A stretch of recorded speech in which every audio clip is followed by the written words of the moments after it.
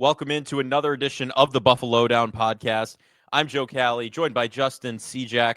And Justin, we're looking better and better, trending up every week, talking about a win on the reaction. We get to preview this game. Work schedule got a little insane, so I appreciate everybody following through on that. And Justin, your cooperability on that. But we do have a big win here for the Bills in the last few weeks of the season. They needed this win.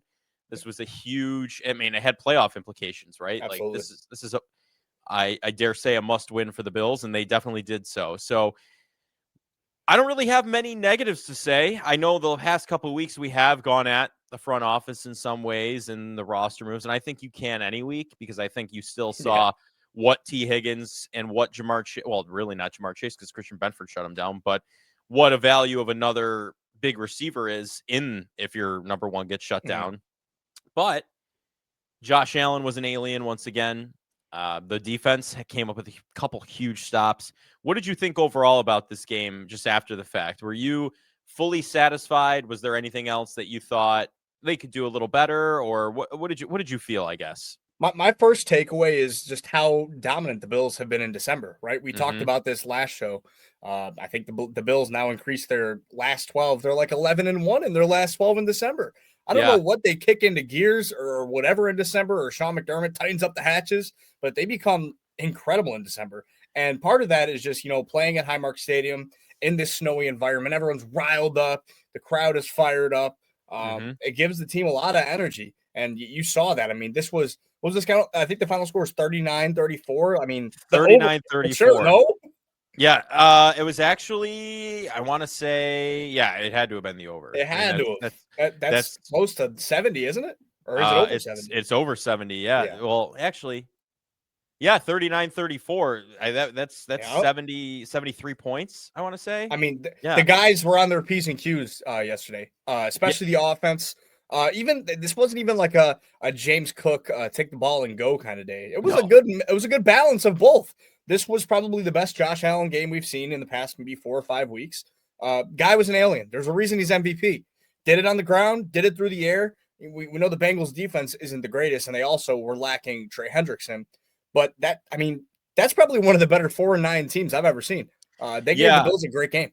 They did. And we knew, I think, going in, and, again, we didn't talk about it, but a lot of the talk was how much of a shootout it was going to be. Yeah. I think we saw that. I think that it did materialize, in fact, to the point that the Bills were down 10 with under 8 minutes left, right? It was another one of those Baltimore situations. Yeah. The Bills in the AFC North, trailing at halftime, all of that, just tend to really just lay it on them in the second half. And I have to say, there were people still today trying to go after Sean McDermott, right? And how, the defense let up too many points. His defense let up too many points. His defense is the reason you won this game, if you ask me. Yes, 100%. Josh Allen is an absolute alien. Don't get me wrong. And that 40-yard touchdown sure does help you win a football game, okay? But Christian Benford on the corner blitz early in the game, also called, and the corner blitz where he stops and jumps up and grabs the football, right?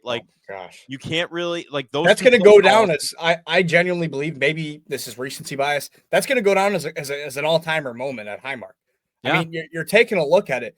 These guys are on track to lose the game. The Bengals are driving with 5 minutes left, and they're just chewing the clock, not giving the Bills a chance. Bills down by 10 at 5. Benford comes in. That play alone completely changed the electricity in Highmark Stadium. Holy cow. I'm at the station. I'm losing my mind. I couldn't believe my eyes. And it's funny because after the game, Benford was talking to media and he said, I actually messed up my technique. We're taught not to jump in that situation. He left his feet and he ended up changing the game. How about that? Yeah. He has really come into himself. I feel like he wasn't right for the first little chunk of the season. He had to get confident again because he got injured pretty bad towards the end of the year, the head injuries and everything like that. And we'll get into T. Higgins' head injuries because I think that's a whole different conversation. But, the Bills just really put this one together, and it was complimentary, right, at its best in the 100%. Second half. The first half, like you mentioned, sucked pretty much in all aspects of the game. It was really looking like that 2022 season, 2023 playoff game at that point, right, that divisional loss. So for them to be able to put this thing together, at halftime, you're trailing. Don't blink, as Mike Tomlin says, even though he blinks all the time and punts. I have nothing really to complain about here. Right. Whether it be the coaching, whether it be the players, right? Like anything you could complain about was remedied within a 15-minute halftime window, right? Absolutely. Like they kind of got the best of it. So You talk about adjustments. I mean, the game plan looked completely different. yeah, it did. And I will listen, say, if I am going to come up with a concern on the defensive side of the ball, it's the pass rush. that's the only It thing. worries me. Yeah, and that's injury ridden, right? Like Yes, you're right. I can look past it as a big worry. And I can't, like, there's no one to blame for that. That's just called everybody getting injured and you're really thin. Like, yeah. You're Deion Walker had a couple big plays, but you have to rotate him in and out. And then you're like, I don't know. You're just relying on a lot of guys who probably we had starting. Morgan Fox out there. I mean, we got practice squad guys coming up. Yeah. So like you can only do so much with that. But we've kind of talked about this. The Bills offense needs to outscore the opponent. This is the game plan that can win you that Super Bowl. Mm-hmm. I get it, right? I truthfully think you can still point at a wide receiver issue because the tight ends were just unbelievable. Dominant. And every team's not going to give you that. The Bengals are awful against the tight ends this year, right? Like that, we knew that going in. But to take advantage of that was huge. But I think it shows you the lack of talent on the receiver position because you're all like Jackson Hawes, touchdown. Dalton Kincaid, touchdown. Dawson Knox, big catches in the middle of the field, almost a touchdown in a 2-point conversion. Like he had 6 receptions for 93 yards. He was the Bills' leading receiver. Like, I don't know. I would love the tight end. I think if you throw to the tight ends, that's been the key to success all season with Kincaid when he's been healthy, right? And if Knox can step into that now, like he did, because that was Dawson Knox at his best. I was going to say Dawson Knox. Is that's probably, I mean, it's at least the top 3 Dawson Knox game of his career. It has to be, right? Because when you think about it, the Chiefs game, like those Chiefs games back in the day, the Patriots perfect game back in the day, right? Like before Kincaid was drafted, was that receiving tight end that we saw yesterday. And that's your guy. That's your guy, Dawson Knox. And I got to say, I would love to, I would eat that up for the rest of the season. If he and Kincaid were out there together running routes, and even Jackson Hawes, I mean, he got open on that touchdown. He was standing by himself in the end zone, right? Like, and that's just a zone awareness thing. That was a heads up play by the rookie. Right. His block wasn't rushing. He was just kind of standing there. So he gets around him, and he's just there. Allen's pointing him to move a tiny bit. He throws it to him. It's a touchdown. Like, the tight end room is the key to success.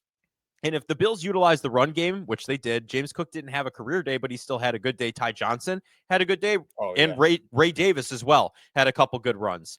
So that was a complimentary run performance there.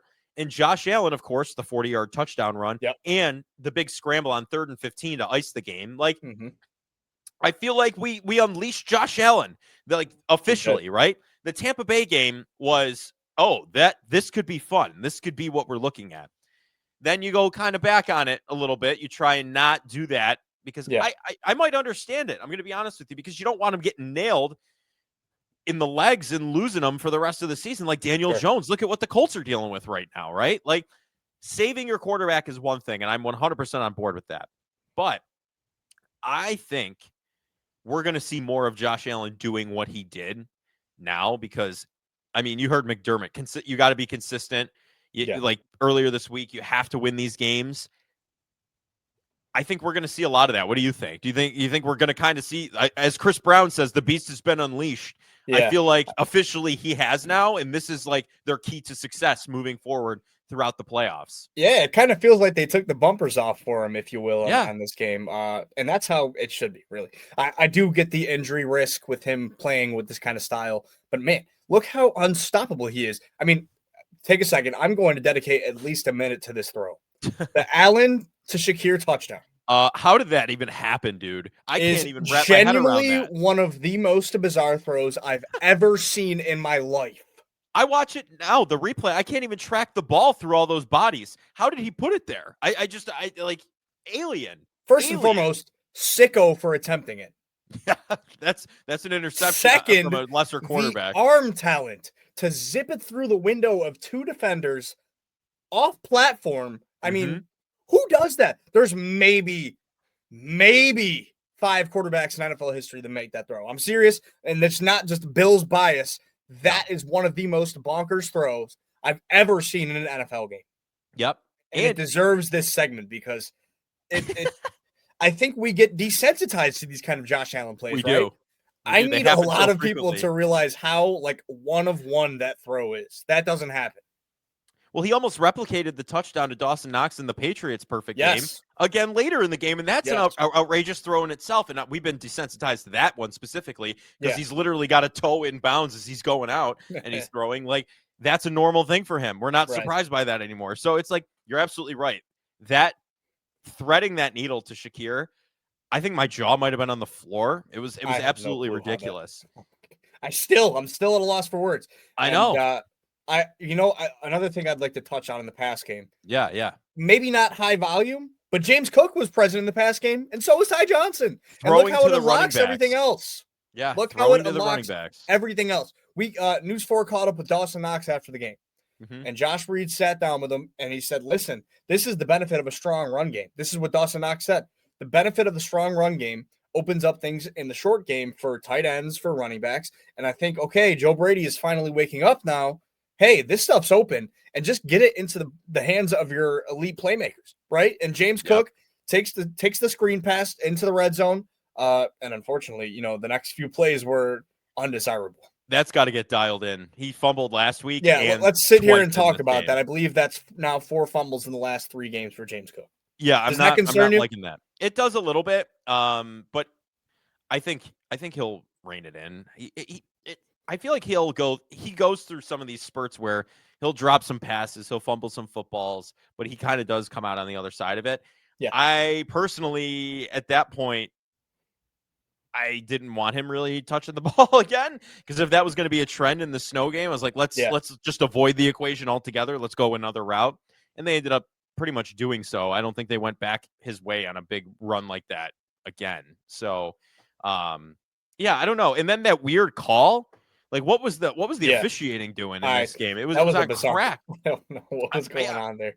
Yeah, I don't know what was happening. So it was just it was kind of a nightmare situation.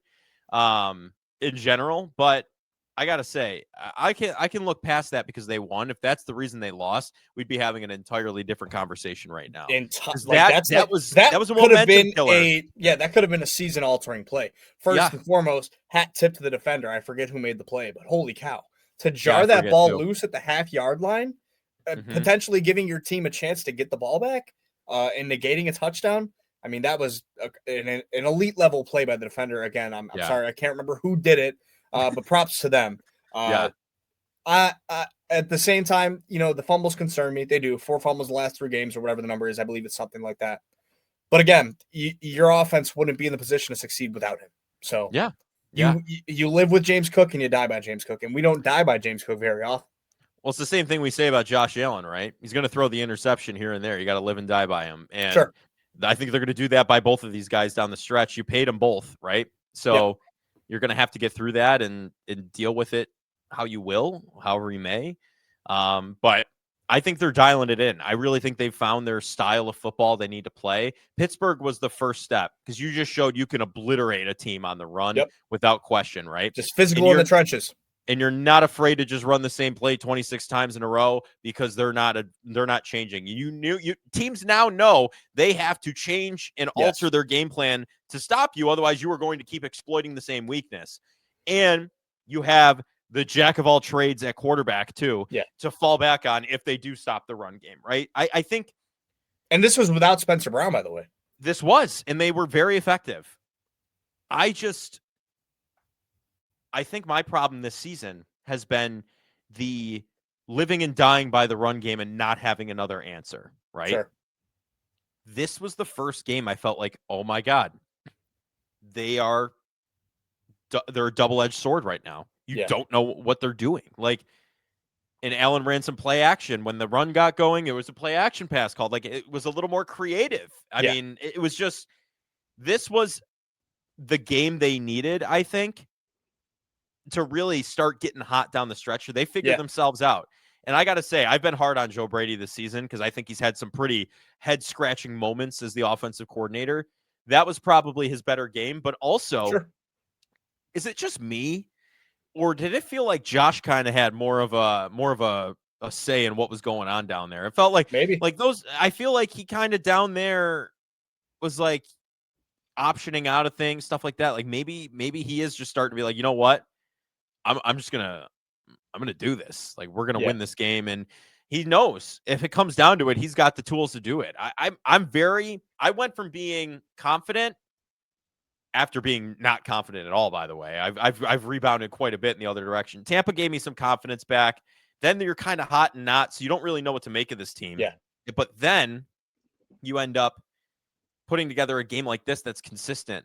And the only unfortunate thing is you seem like a second half team, which scares me because Sure. I would rather set the tone early and then like figure out what we have to do. But they seem to just let the tone get set on them and then respond. And that seems Kind of to been be the the game Bills' they MO win. for like the last 5 years, no? I feel like it has, right? Like it's Yeah. just kind of crazy. And it's weird to think the Bengals could be the turning point right now. They showed you what kind of team you can be and what Sure. kind of offense you can run. It seems like 2 years ago in that playoff game, Diggs throwing the arms up, the inevitable exit of him.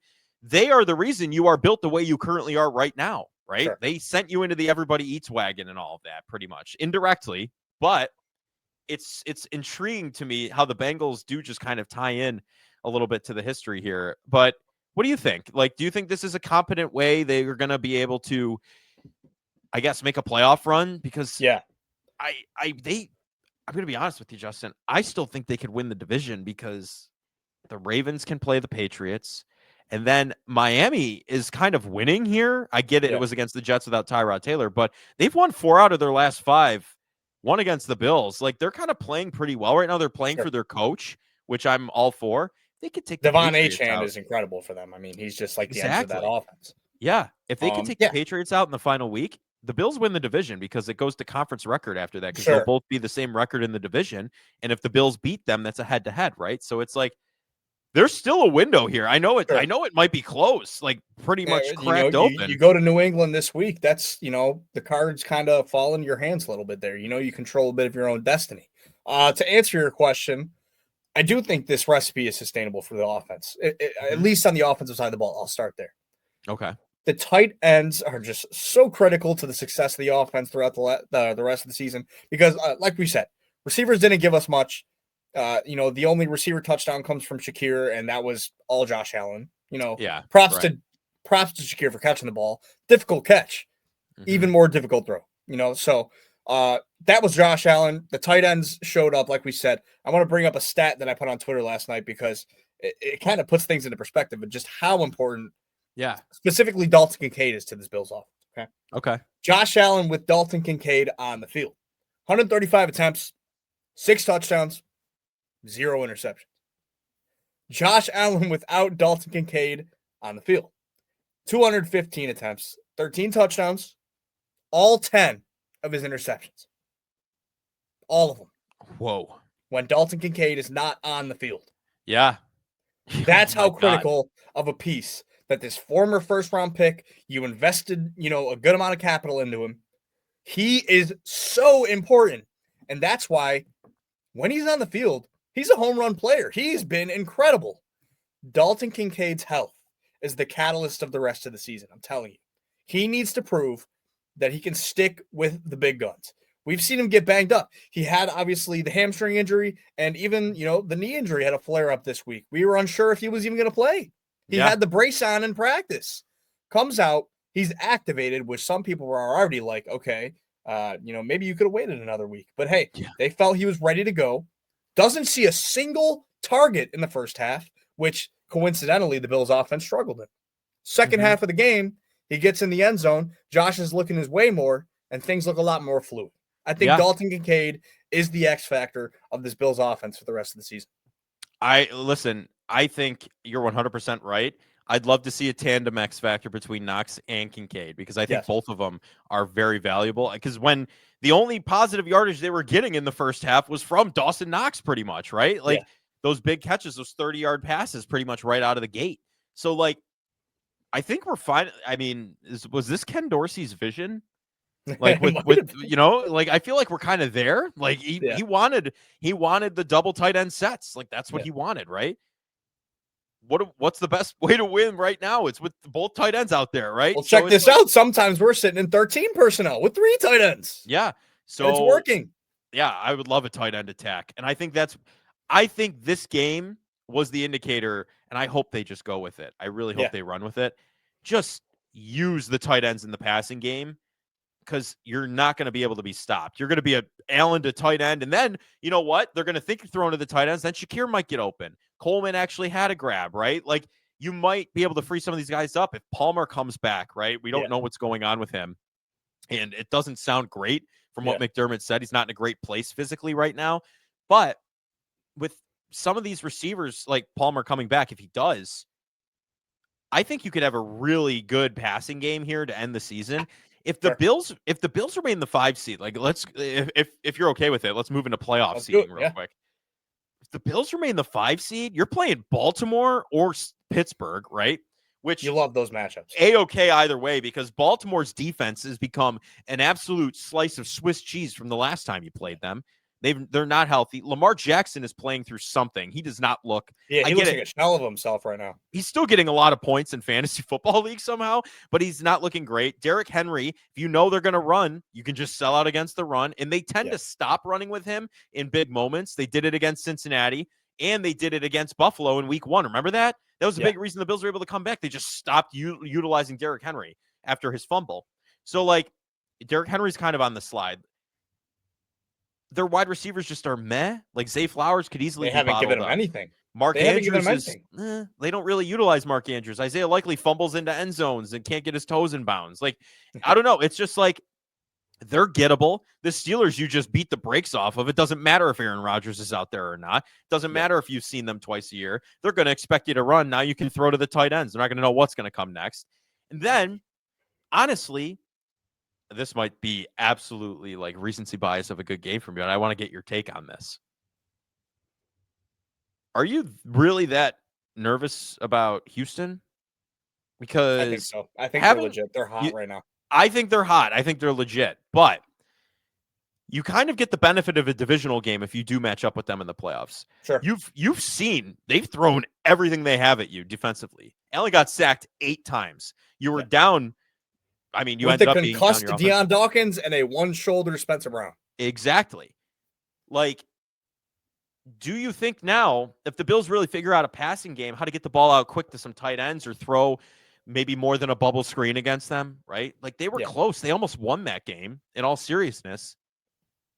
I don't hate the chances of a second matchup where you have a better understanding of what they're going to do to you. Yeah. Being able to game plan around that. Like, and you know the guys will be fired up, right? You lose in the regular season, and you get a chance to, kind of get your lick back, per se. Yeah. The guys are going to be fired up. And I think a big part of that game plan was obviously the injuries to both of the tackles. And for whatever reason, Joe Brady's, inability to send chips their way. Maybe we can fix that this time. I do think they have the best pass rush in the NFL. Danielle Hunter and Will Anderson is the best pass rushing tandem in the NFL. So I think that will give them a chance. CJ Stroud's playing good ball. They have an elite weapon on the boundary with Nico Collins. But the way that the Bills can beat them is by exploiting their weaknesses, which is, the offensive line. It's not a good offensive line. It's actually a pretty bad offensive line. How do the Bills get home there? They need to get healthy up front on the forefront. You win with 4 pass rushers. There's your chance. Houston looked civilian last night on offense. They're not anything special. They're winning games with defense. And it's nuts because when you take a look at the stats versus Allen and Mahomes, I believe the Texans have allowed 0 touchdowns, 5 interceptions. Bizarre. It's bizarre stuff. This is a historic defense we're talking about. Yeah. It's 2025. Let's take into account that offense is where the league is trending. Is it sustainable in the postseason for Houston? I don't know. They've got a great head coach. I love D'Amico Ryans. But I think if Buffalo can get their, wind out of their sails here, per se, they can give them a game. Absolutely. Well, and CJ Stroud just doesn't look right in that offense. Davis Mills looked better, right? Pedestrian, And also, I got to say, another thing, just on the Bengals game, I glossed over entirely. Shaq Thompson needs to just remain out there and stay healthy. That run defense with him out there is next level. It changes it. He's sniffing out the runs. Chase Brown did nothing on the ground yesterday. He only did anything through the air. Like, if they could do that, Woody Marks is a non-factor. He was running all over them in that game, right? Yeah. Like, Texans are the only team I'm remotely worried about because Denver, I think No. they're gettable, right? I'm so on the Denver is fraudulent side. I Defense, again, agree. incredible. But I'm not scared of Bo Nix. I'm telling you No, right now, I'm not scared I of Bo think Nix. the Bills defense would be able to stop that. They've been really good. Their passing defense has been very good. Yeah. Like T. Higgins was the only thing yesterday, and that's just because the Bengals basically have 2 wide receiver ones, and you had Mike Gesicki turning into Shannon Sharp every time he plays us. It's ridiculous. Yeah, that just happens, right? Like I don't know, and he does that stupid gritty in the end zone. But yeah, other than that, I mean, they've shut down Igbuka, they've shut down Nico Collins, they've done that already. Yeah, like Christian Benford is making a late season push to be an All-Pro. He is, and I think he could be. I think he's a Pro Bowler no matter what. I think he'll get the votes, but an All-Pro, and he deserves it. I mean, 100% deserves it. That guy has turned into something that, I mean, can you imagine him and Kyrie Elam in the same draft, and he's not the first-round pick? Can you believe that? Like, and that's kind of where I'm. Kyrie Elam gets drafted. What was that? 2022 or 2023? I believe it's 2022 because Kincaid was 23, I believe. Yes. So 3 years back, the Bills' secondary situation was such a dark spot. Turnaround 2025. Christian Benford looks like an All-Pro corner. Max Harrison is giving you promising reps on T. Higgins in his rookie year after being banged up for half the season. Cole Bishop is a top Pro Bowl vote getter at strong safety. And now you kind of just got to figure out who's going to replace Jordan Poyer. And all of a sudden, you're kind of cooking with gas. Who knows what Jordan Hancock turns out to be? Yeah. Listen, it could get really interesting. I'm getting excited kind of watching this defense blossom because we had those solid group of starters for so long, the older guys, the old guard, right? Yeah. Where now we're starting to see the young guys really start filling in and taking over. It kind of feels like the passing of the torch, doesn't it? Yeah, and Poyer's still there, of course. So I guess the one old guy's still hanging on. But Hancock, Taron Johnson was not good for the Bills yesterday. No, and that's a problem. Like he's been so good for them in the past, and is this regression or is this just the year? I think this is the year. This is do they have to do the Bill Belichick and move on with them in the offseason kind of a year before he really hits rock bottom? Like, is that really what's going to happen here? Sean McDermott's been here for 8-9 years, and he's always loved his nickel defense sets. It kind of runs through that player. And Taron Johnson has been that guy for close to a decade. Yeah. Well, his age is starting to show. Does Jordan Hancock kind of step into his role next year? What happens now? Even with Terrell Bernard, is Terrell Bernard going to get moved to the weak side linebacker position? Shaq Thompson steps in a middle linebacker at 30 years old. Is he part of this defense going forward past 2025? That's the question. Like the age could get interesting here. You just don't know. Like, I don't know. It'll be interesting to see where the defense evolves. But this season, there's not an offense that really scares me all that much for them to be able to handle. And especially Kansas City's dead in the water. They're done. They're 6-7. I'm sorry. At this point, I think it's over. They have an 11% chance according to ESPN analytics. Yeah. I think I saw division is cooked. They cannot win the AFC West. They're mathematically out. And the Chargers and the Broncos are just going to duke this out. Yeah. And honestly, the Broncos are a little fraudulent because they only beat the Broncos 24-17. If you ask me, they didn't manhandle them. I get it's a divisional game, and the Bills did lose to the Dolphins, but yeah, I think they're able to be gotten. So the playoff picture is going to get really interesting. I think our next episode, maybe our preview episode, we'll pull up a graphic and go look at kind of where this is all materializing and see what's going on. But Bills Bengals, big win for them. They're alive, and I mean playoff optimism, right? I think that's where we've arrived at this point. Absolutely. And maybe even a smidge of not one seed, but top of the AFC East hopes. You never know. You never know what could happen. I still have that bet on it. I showed you a couple episodes ago. I saw it. Still riding on it. We'll see what happens. No cash out available anymore. But anything else you want to add here before we wrap this one up? No, things are getting down to the nitty gritty. Every team is approaching every week with just an insane amount of intensity because seeding is at the forefront of interest here now. Even Jacksonville kind of is 9-4 just by surprise. So it's going to get real interesting. Things are wide open, more wide open than they've been in the past 5 years, I'd say. Yeah, so, the AFC feels like the NFC. It's kind of in the Bills' hands now. How will they approach the rest of the season? What do they want their philosophy to be? We're kind of seeing, a little sneak peek of it now. And it'll be interesting to see if the defense can hold up against the pass. Team gets healthy. Who knows what they can be? Yeah. Yeah. Listen, I I'm excited. I kind of got a blast of optimism after this game, watching them win the way they did. Yeah. So we'll talk later this week. We'll get a little preview here going for Bills Patriots. Patriots coming off the bye week. Mike Vrabel's like phenomenal off the bye week when he was in Tennessee. So in Foxborough, in enemy territory, it's going to be interesting. Yeah. Back to the old Bills Patriots. So it'll be fun. I can't wait to talk later this week. But that's going to do it for this edition of the Buffalo Down Podcast. Check us out, like, subscribe, leave a comment down below. Let us know what you think. Are you confident? Are you not? You think the Bills are done? Toast. Move on from Brady, move on from Bean. What do you think? We'll be back with more later this week.